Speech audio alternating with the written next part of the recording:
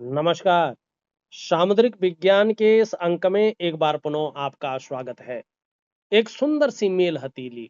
आप पुरुष जातक हैं और आपकी रियल हथेली मेरे सामने विवेचना के लिए आ रखी है। आपका सबसे पहला सवाल है, गुरुजी, मैं 2011 से सरकारी नौकरी की तैयारी कर रहा हूं, लेकिन अभी तक कुछ भी सफलता नहीं मिली है। आप काफी परेशान हैं, मानसिक रूप से भी जो है काफी दुर्बल हो चुके हैं और कहीं ना कहीं भावनात्मक रूप से भी दुर्बलता आपके अंदर आ चुकी है और एक उत्साह जो वास्तविक रूप में होना चाहिए था, ऊर्जा होनी चाहिए थी, वो थोड़ा कमजोर हो गई है। जब व्यक्ति बहुत ज्यादा मेहनत करता है लेकिन फिर भी उसका आउटपुट न निकले तो हतोत्साहित तो हो जाता है। यहाँ पे अगर मैं वास्तविक रूप में देखें तो जो आपकी ये उंगली है, इंडेक्स की फिंगर, उसके नीचे का जो ये भाग है, देवगुरु आचार्य बृहस्पति जी, ये ज्ञान के आचार्य हैं, ये कर्तव्यों के बोध के आचार्य हैं, ये अनुशासन के आचार्य हैं, ये रीति रिवाजों के आचार्य हैं। ये यहाँ पे आपकी हथेली में बिल्कुल कमजोर स्थिति में आ चुके हैं, माने पूरी तरह से ऊर्जा प्रोवाइड नहीं कर पा रहे हैं। तो इसके कारण ये साधारण अवस्था में बैठे हुए हैं और इस अवस्था में अभी लगभग 2 वर्षों तक आपके अंदर ये साधारणता देते हुए दिख रहे हैं, सामान्य व्यक्तित्व देते हुए इस टाइम दिखाई दे रहा है। फिर भी जो रंगत है वो बहुत अच्छी है, हंसमुख स्वभाव रहेगा, दयालुता रहेगी, परोपकार की भावना रहेगी, आर्थिक पक्ष भी लगभग ठीक ठाक रहेगा। यश की प्राप्ति के लिए मन में बहुत ज्यादा झुकाव ये बना देगा। स्वतंत्रता और लीडरशिप की चाह रखने वाला व्यक्तित्व ये देता हुआ दिखाई दे रहा है। लेकिन कमजोर होने के कारण आप पाठ पूजा तो कर रहे हैं लेकिन आपको इष्ट कृपा प्राप्त नहीं हो रही है। दूसरी, आप बहुत ज्यादा मेहनत कर रहे हैं, परिश्रम कर रहे हैं, लेकिन बृहस्पति से संबंधित जो क्षेत्र हैं, चाहे शिक्षा का क्षेत्र हो, इंजीनियरिंग का क्षेत्र हो, चिकित्सा का क्षेत्र हो, मैनेजमेंट का क्षेत्र हो, वाणिज्य का क्षेत्र हो, कानून का क्षेत्र हो, या कुछ मामलों में राजनीति से संबंधित क्षेत्र हो, इन क्षेत्रों में आंशिक सफलता भी आपको प्राप्त नहीं हो पा रही है। ऐसे में क्या होता है, थोड़ा समझिएगा इसको।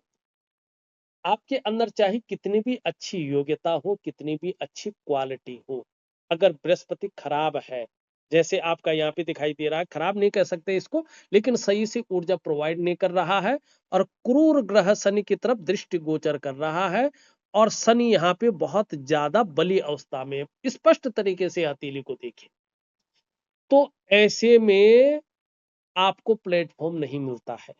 अगर बाय चांस इष्ट कृपा के कारण मिल भी गया तो आप उस प्लेटफॉर्म को सही से यूज नहीं कर पाते। धन को लेके ऐसे में दिक्कतें बढ़ जाती हैं और आपके घर की जो बुजुर्ग हैं या उनके साथ संबंध खराब हो जाएंगे या उनकी वजह से आप परेशान हो जाएंगे। आपका मन अच्छा नहीं रहेगा उनकी वजह से, या आपकी तरक्की में बाधा उत्पन्न हो जाएगी। तीसरी बात, ये आपकी तरक्की को रोक लेता है, पूरी तरह से जाम कर लेता है। मानी आप एक लेवल पार करके दूसरे ऑर्बिट में नहीं पहुंच सकते हैं अगर आपका गुरु ऐसा है। चौथी बात, धन की दिक्कतें बढ़ जाती हैं ऐसे में। दाम्पत्य जीवन का जो चरम सुख का भोग है उसके बीच में परिस्थितियां खड़ी होती हैं, व्यक्ति को उन चरम सुख का भोग नहीं मिल पाता है, परिवार को लेकर चिंताएं रहती हैं और ये आपके अंदर से खुशियों को निकाल लेता है। ठीक है ना, ये चीजें देता है। तो यहाँ पे आपका बृहस्पति बहुत ज्यादा दुर्बल अवस्था में है, पूरी तरह से ठीक नहीं है, तो सरकारी नौकरी की आपके जो प्रयास हैं वो इसके कारण सफल नहीं हो पा रहे हैं। अब वो सफल नहीं हो पा रहे हैं तो वास्तव में किस चीज के योग बन रहे हैं। अब यहाँ पे आप देखेंगे अपने शुक्र को, अभी शुक्र भी बहुत अच्छा नहीं है, ये भी मानसिक परेशानी दे रहा है। बहुत ज्यादा मेहनत परिश्रम करने पर भी अभाव की स्थिति को दे रहा है। सब कुछ होते हुए भी सुख को नहीं मिलने दे रहा है, क्योंकि यही सुख है, तो सुख नहीं मिल पा रहा है या उसकी अनुभूति नहीं कर पा रहे। धन भी बहुत अच्छा नहीं दिखाई दे रहा है, सब कुछ मेहनत करने के बाद भी। लेकिन आगे चलकर ये क्या कह रहा है, खास करके 40 के बाद इसका प्रभाव आपके जीवन पर जबरदस्त पड़ रहा है। यहाँ पे देखेंगे तो ये एक्स्ट्रा पोरवे निकल रहे हैं, 1, 2, 3 और 4। क्या बता रहा है कि 40 के बाद ऐसा समय आपका आ रहा है कि आपको अचानक जीवन में बहुत बड़ी तरक्की मिलेगी। ये अचानक जीवन में तरक्की को दिखा रहा है, ठीक है ना? धन है, प्रतिष्ठा है, मान सम्मान है, सभी चीजों में ये बढ़ोतरी को दिखा रहा है। आप अपने जीवन काल में निर्धन नहीं रहेंगे, आप आगे चलकर गरीब नहीं रहेंगे, लेकिन आपके अंदर ईगो प्रॉब्लम जरूर आएगी। इससे आपको थोड़ा संभल कर चलना होगा। आप बहुत अच्छे धार्मिक भी होंगे, धर्म कर्म के कार्यों में बढ़ चढ़कर हिस्सा लेंगे, दान पुण्य से संबंधित चीजों में ये अच्छा दिखा रहा है। और खासकर आगे चलकर 40 के बाद धन के लिए ये योग बहुत अच्छा है। व्यवसाय इत्यादि चीजों को स्पष्ट दिखा रहा है और व्यवसाय में विशेष सफलता को दिखा रहा है, नौकरी को नहीं दिखा रहा है, चाहे प्राइवेट हो सरकारी हो। प्राइवेट करेंगे भी तो इसमें न तो ये आपका ज्यादा मन लगेगा, न खास तरक्की भी आपको होगी, लेकिन काम चलाने के लिए आप कर सकते हैं। अगर कोई व्यवसाय कर रहे हैं तो उसमें ज्यादा ध्यान देने की आवश्यकता है, प्रॉपर तरीके से ध्यान दें, उपायों को करें। आपका व्यवसाय आगे चलकर आपको सब कुछ देगा, सरकारी नौकरी से भी ज्यादा देगा और अचानक बड़ी सफलता देगा, इसमें कोई दो राय नहीं है। उस पे ध्यान दें। सरकारी नौकरी पे अभी कुछ नहीं दिखाई दे रहा है, जैसे आपकी हथेली है। दूसरे, आप लिखते हैं कि मेरा एक होटल भी है, लेकिन आजू बाजू वाले टोना टोटका करते रहते हैं और उसमें काम वालों की समस्या से भी गुजरना पड़ता है और माँ का भी स्वास्थ्य आपका ठीक नहीं चल रहा है। देखिएगा, ये चंद्रमा है। और जो फूड व्यवसाय है ना, होटल, वो यही देखता है।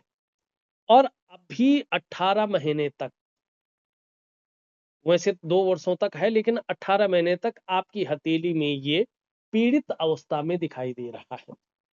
और इसके कारण अगर आप देखते होंगे तो आपका मन हमेशा गड़बड़ रहता है, मानसिक परेशानी से आप ग्रसित रहते हैं।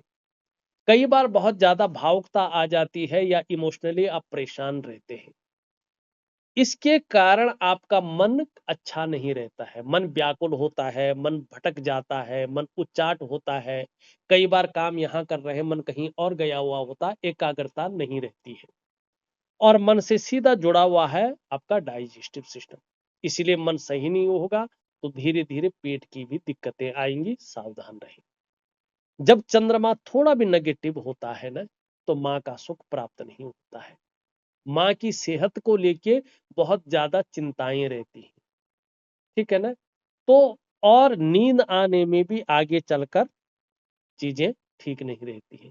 और जो आपका होटल व्यवसाय है ना, वो एक प्रॉपर तरीके से इसलिए नहीं चल पा रहा है, उसमें जो वर्कर हैं वो इसलिए नहीं टिक पा रहे हैं और स्थिरता इसलिए आ रही है कि चंद्रमा मजबूत नहीं है। तो आपको क्या करना है, अपने चंद्रमा को पुष्ट करना है।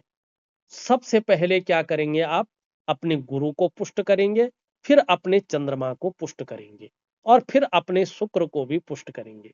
इसका जो वास्तविक उपाय है वो मैं आपको लिख करके और ऑडियो के माध्यम से दे रहा हूँ।